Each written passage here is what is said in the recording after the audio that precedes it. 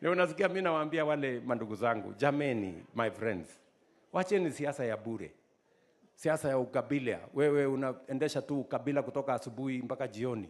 Oh, hawana shares, wale wako na shares mingi, wale wako na shares kidogo. Unatuletea ukabila, unatuletea chuki, unatuletea mambo ya kugawanya wa Kenya. That is not what we want. Kenya wants unity. Tuungane, tushirikiane, tufanye kazi kwa pamoja.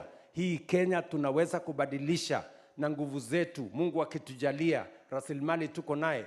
And that is why I say, this country, we have what it takes. We have the ideas, we have the vision, we have the capacity, and we have the resources to move Kenya from a third world country to a first world country. Na ndio mimi nimekuja kuwauliza watu wa Ukambani, mkubali tubadilishe nchi yetu na tubadilishe Ukambani. Mnasema tubadilishe Ukambani? Tukibadilisha Kenya, tubadilishe Ukambani? Hebu nione wale wanasema tuko tayari kubadilisha Ukambani. Na tubadilishe Kenya pia. Si namna hiyo? Na ndio mimi nimesema juzi, mimi nataka kusema kwa mkutano huu wa viongozi. Viongozi mnanisikia? Mimi nimewaambia nimekuja hii Ukambani deliberate. Kwa sababu watu wa Ukambani ni watu wazuri sana. I am being honest. Kama kuna watu watatangulia mbinguni bila wengine, ni watu wa Ukambani.